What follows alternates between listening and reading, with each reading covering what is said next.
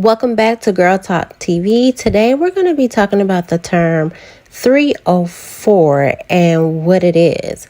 Now, for those who don't know, this isn't just some harmless slang. It's a code way to refer to a woman involved in prostitution or those who are perceived to be selling their body for money or favors. The term itself is degrading, but beyond that, living this lifestyle comes with some ups and a lot of downs. My client just left, so let's do a money count. We've got all the colors of the rainbow today. I feel really bad for the hotel staff that are coming to clean this room because those sheets are soaked. He booked in for a waterfall and I chucked back like 3 of these hydrolytes. That shit was gushing.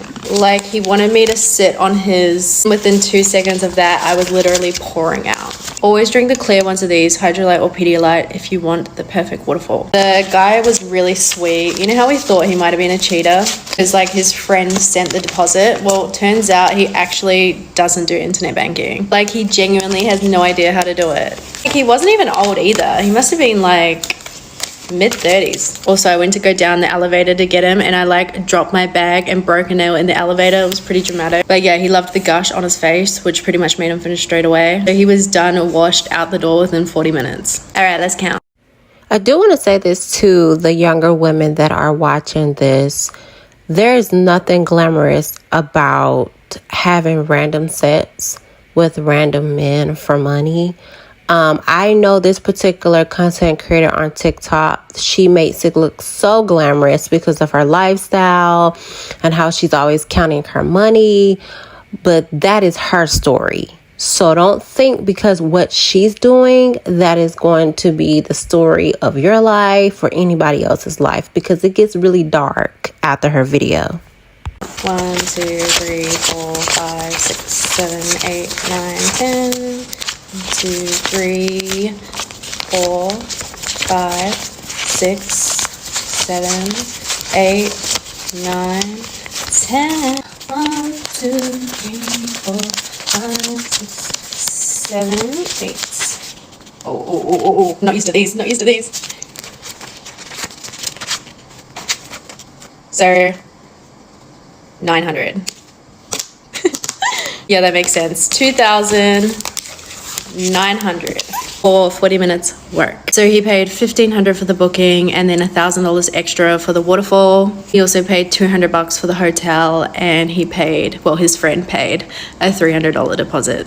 So Nope asks, how do you handle STDs? For those of you who don't know me, I am Sleazy and I am a spicy worker of 13 years. So the quick answer is condoms and getting regular checkups. In my 13 years of work, I've never caught anything, and I require for all of my clients to use protection when we are engaging in any kind of service. I have had clients who did not like this policy, and they are no longer clients. So because of the intersecting levels of privilege that I do have, this is something that I am able to do. I am able to demand the use of protection and tell anybody who doesn't like that policy to kick rocks. There are some spicy workers who do not use protection for various services, sometimes because they are in a position where they cannot demand that protection be used. And this applies to street-based workers as well as high-end workers. Some workers can command higher price points to do more precarious forms of SW. But for me personally, that is a hard boundary, and you cannot pay me any amount to negotiate on that boundary. It is also very important not to shame different workers who might not have the same amount of privilege to be able to negotiate condom use in their work.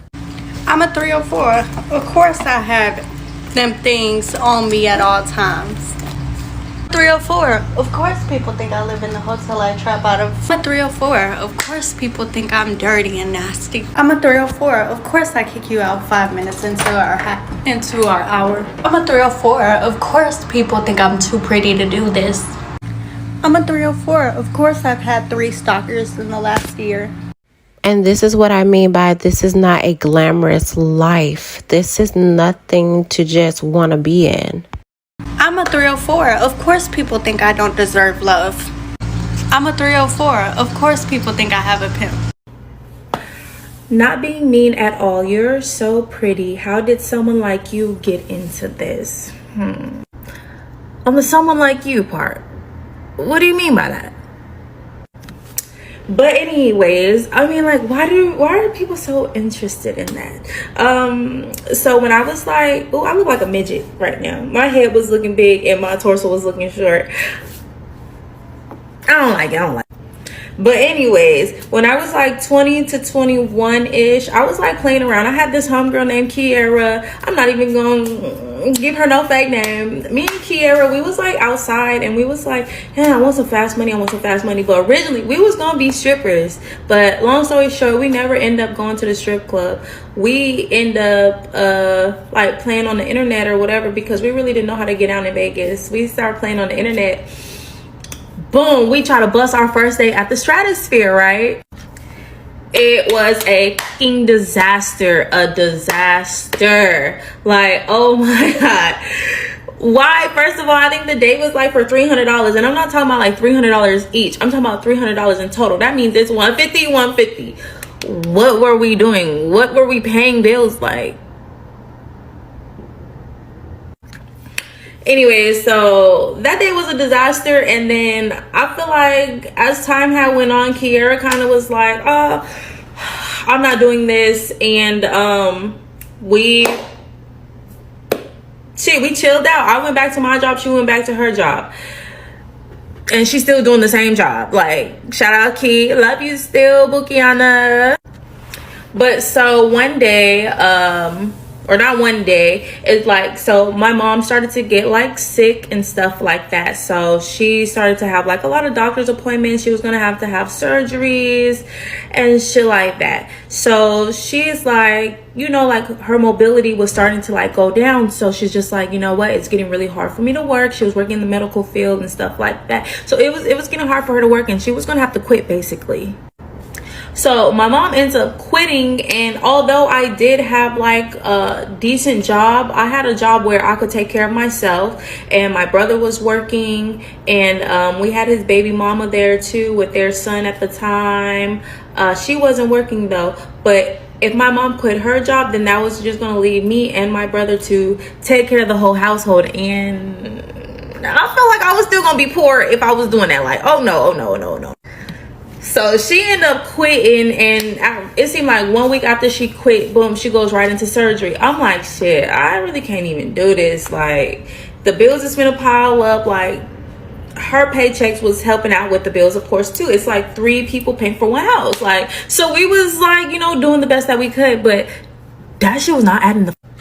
So, long story short, I hopped outside because so I have a big brother, but he ain't no hustler. If you know my brother, you know he's not no hustler. He is a regular working man. No, your brother was a sorry excuse of a man. What man is going to allow his little sister to be out there in the street corners to sell her body to pay these bills? Her brother was a sorry excuse for a man. He couldn't even step up. Ugh. A regular working man, which there is nothing wrong with that. You know, he goes to work, he go home, and he take care of his kids, and he mind his business. But me, oh, I'm hop off that porch. I'm gonna hop off that motherfucking porchiana for real. Like, I'm really not one for the struggle of life. So anyways, I hopped off the porch, I got in the field, and I've been taking care of my family ever since. My mom ain't touched a bill in years. My brother ain't touched a bill in years. His baby mama ain't touched a bill in years. Like, so. And again, her brother is a sorry excuse of a man because he pays no bills. So he's allowing and wanting and okay with his sister, his little sister, selling her body, putting her health and putting her safety at risk. So he can't even step up to the plate. Ladies, yeah, okay. I really like got into the lifestyle like for real, like full-fledged when I needed to take care of my family, when it mattered the most. Because what we not gonna do is lose a bunch of shit because mommy's sick and she's not working and shit. Like, oh no, what? I'm gonna carry this shit on my back. So like when people like be passing judgment and talking down and all of the rah, like I don't care because I take care of my family. All my bills is paid, all their bills is paid, and I'm living good. I'm living a good life. My credit right, face right, healthy, all types of shit. So You don't want to hear that. But, you know, everybody keep always asking the question, like, how did you get in this life? Basically, my mama got sick and I wasn't finna be poor. Like, I had to take care of my family. I had to do what I had to do. And you know what? God has blessed me. And, you know, he taught me the game. And here I am now, living it up. Sad. This is very sad. And she really think that God taught her the game. God would never put you out there on the street to sell your body for some coins, some dollars. That ain't God. God didn't do that. You can't say God sat up there and said, oh, yeah, I want you to go out there and sell your vagina to get some money. God, that ain't, no. And then it's the glamorization for it. There's nothing glamorous about this. There's nothing glamorous about this. And this is what I want to talk to the younger people. Don't feel that this is the only way to get money. This is not the only way of getting money. This is the most dangerous way of getting money. This is the most unhealthiest way of getting money. This is not the way of getting money. Don't allow social media, TikTok and Instagram screw you up mentally and put you in a bad position. So for those of you who don't know me, I am Sleazy and I have been a spicy worker for about 13 years now. And sometimes I see couples. Most of the time, I'm usually seeing one guy on their own, but sometimes they invite wifey along for the ride, and it's a lot of fun. The story that we're talking about here is about my only female client and how I actually ended up meeting her through her husband, who was my client. So my client, the husband, we'll call him Bob.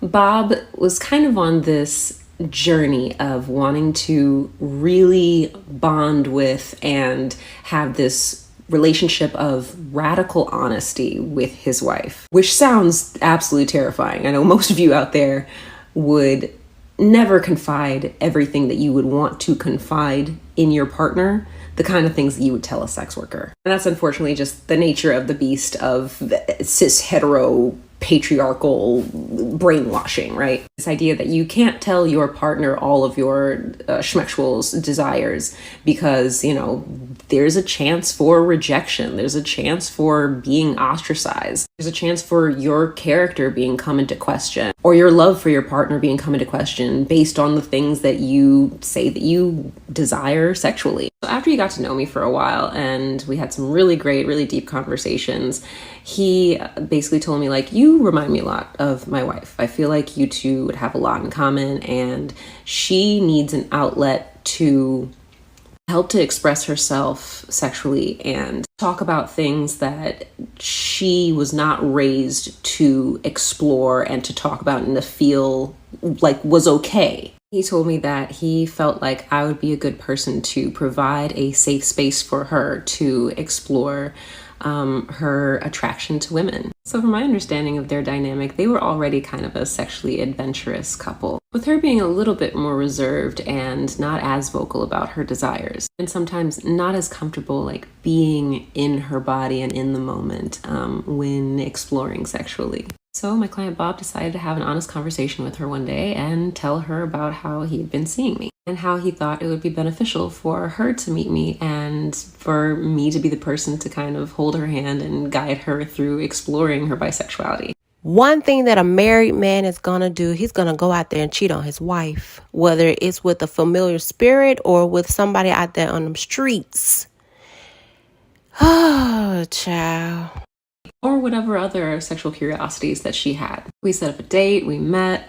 I think we were both pretty nervous. I think for me, I was nervous because this is kind of a discretion breaker. Most SWs, under no circumstance, want to involve themselves with their client's wife. I feel like I'm gonna be a hoe, mainly for a while, you know, because my wife is actually 32, so she's pretty old and she's still holding it, you feel me, and doing good at it. She doesn't look bad, she's very pretty, but like I was saying, I want to be like something bigger with that. I want to be like a stripper.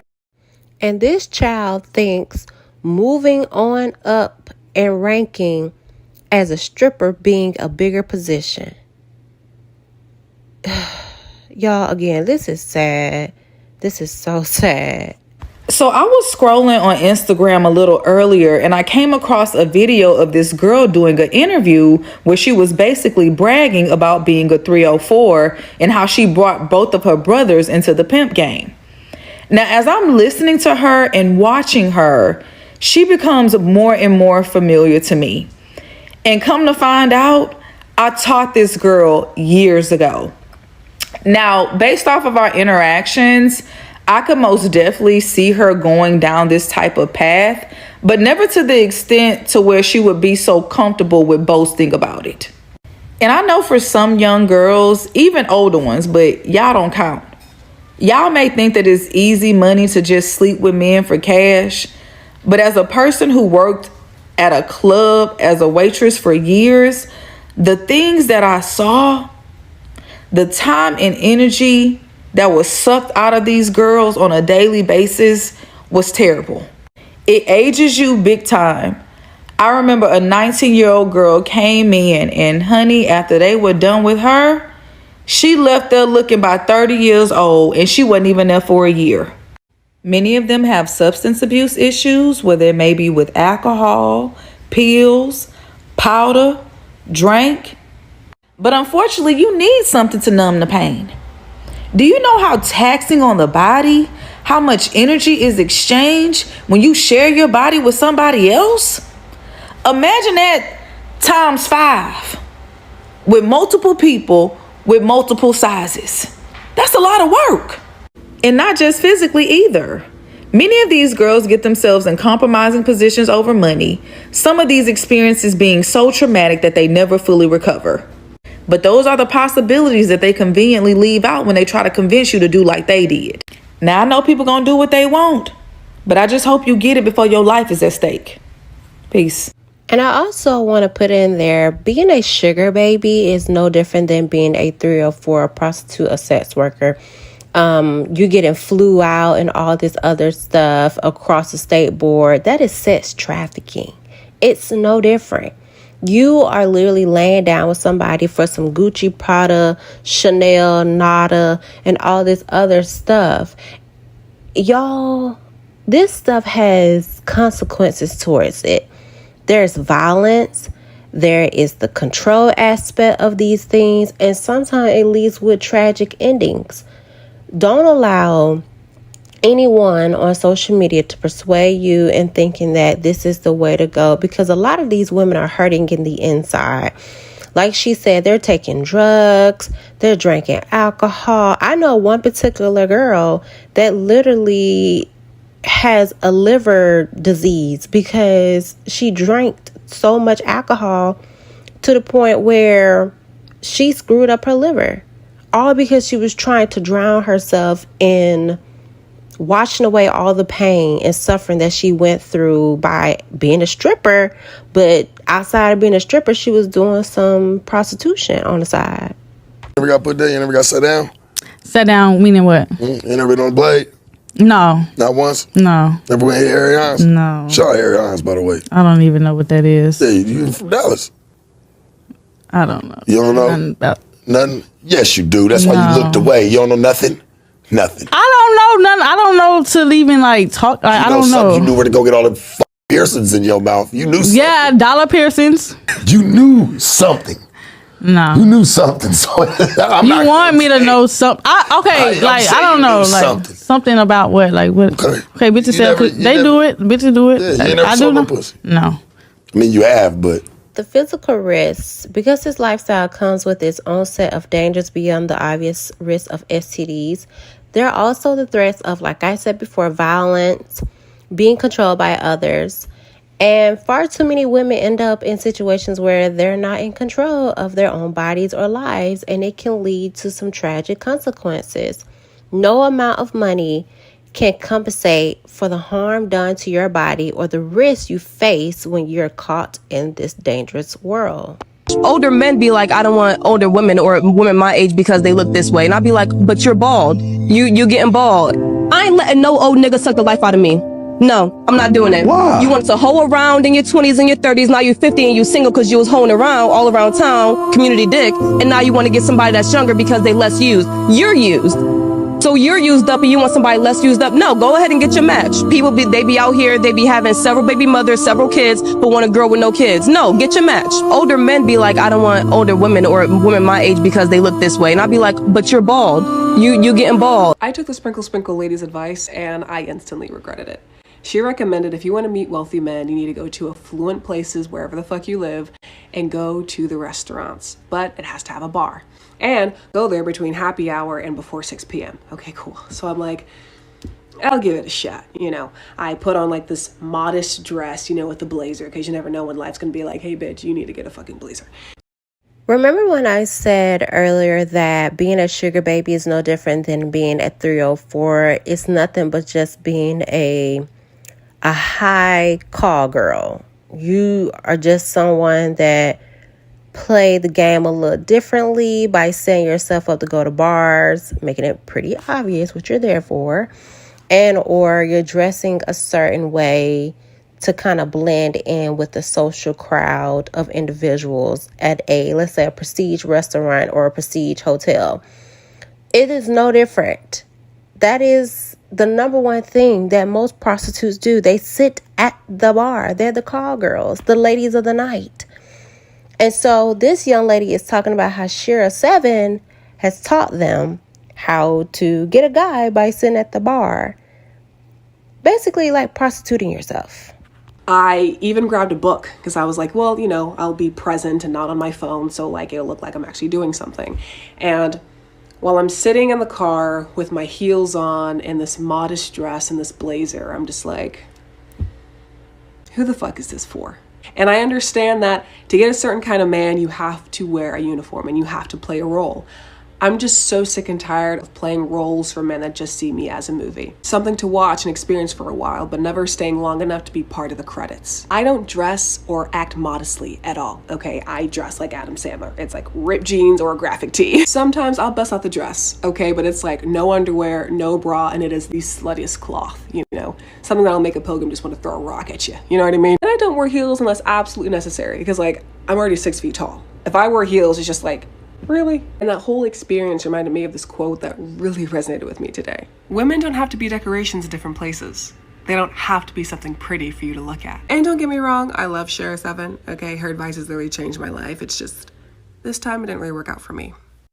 In order to be in any type of sex work, prostitution, a sugar baby, a 304, you have to ooze out dark femininity.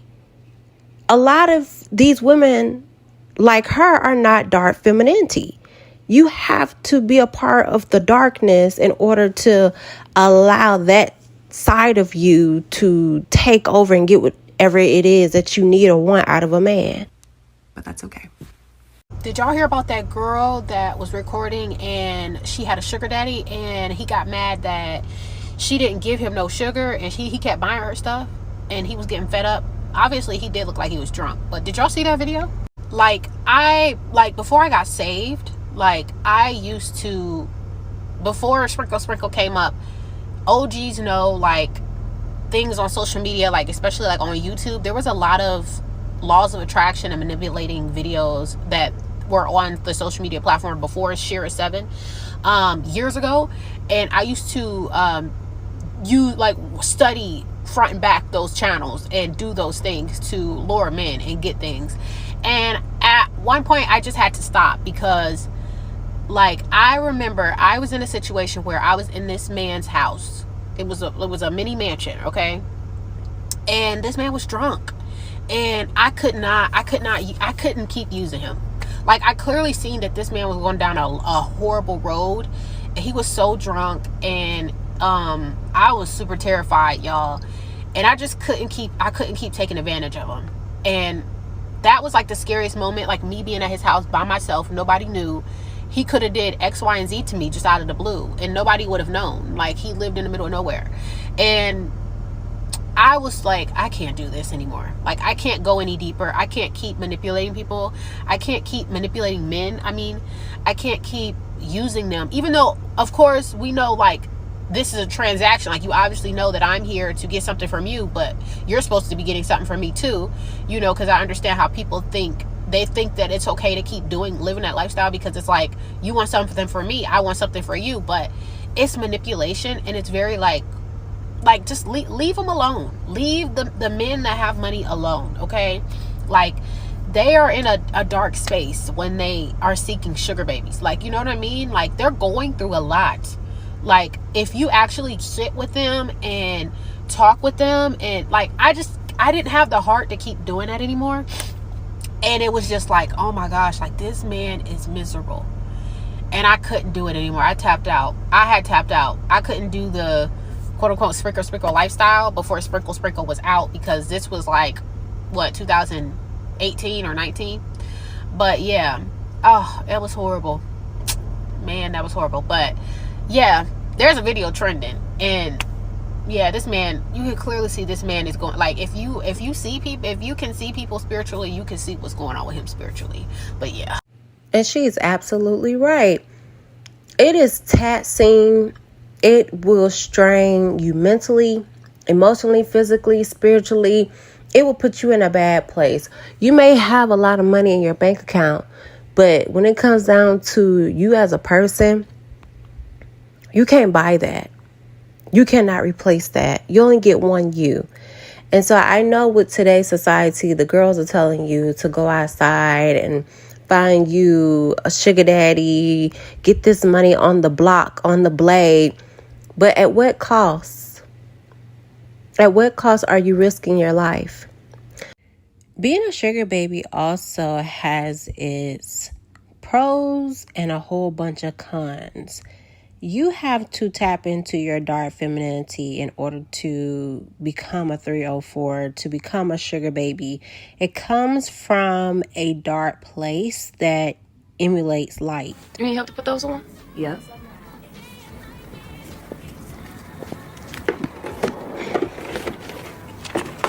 I ain't trying to get in your business or nothing, but can I ask you a question? What? How much money you make working here? I make enough. Enough to do what? They couldn't pay me enough to smell motherfuckers' feet all day. That's right. You could be making a lot more money than what you're making up in here if you would just use what you got to get what you want and stop messing with this chump change. And what's that supposed to mean? Just what it sound like.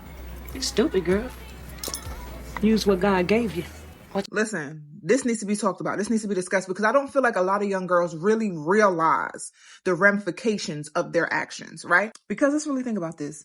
What is the job of a 304 streetwalker, lady of the night, right? They're selling cat for something monetary. What is the job of a sugar baby, gold digger, or a woman that aligns with that lifestyle? They are selling themselves in order to get something, okay? And very few of y'all are not doing that.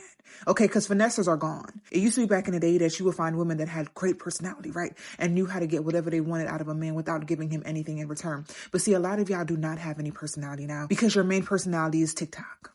Your main personality is a trend. Your main personality is what you see everybody else around you doing. Because social media is a facade, baby. Just in case you didn't know, very few women are living that super elite soft girl life. Very few women are getting the expensive trips and the bags and the shoes and the clothes and stuff like that. And baby, they streetwalkers too. They just do it in more expensive shoes. It is very, very easy to get caught up in this lifestyle, hoping that you're going to come across a trick, and the whole time you are the trick.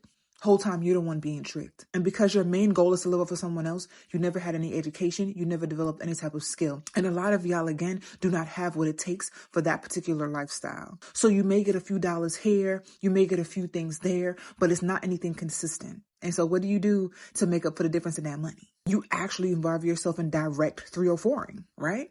Because you don't know how to do anything else. And baby, I've been in this life coaching business for a long time. I've heard a lot of stories. I've seen women go down paths they never thought they would have to because of the poor decisions that they have made. And trust me, I'm not trying to deter you, because a lot of y'all don't listen to nothing nobody says anyway, because you have to put your hand on the fire to know that it's hot, and you got to run into the wall to know that it hurts. But what I am saying is that you need to live in reality. If your primary intention is to sell yourself for something else, you are a 304. And maybe you're okay with that, and that's cool. But no, that river runs dry at some point. Then what? A lot of bitches have life confused, okay? The modern day Blade is a bitch getting dressed going to a bar. A bitch getting dressed going out to the club to sell that cat, okay? Just because you're not standing on a street, you're standing... And she's telling the absolute truth. I live here in Atlanta. I'm a part of, different social clubs and executive clubs, and presidential clubs and all that stuff. you know, around Atlanta, a suite at the Phillips Arena, right? And every time I go there, I'm like, yo, how these chicks be getting up here?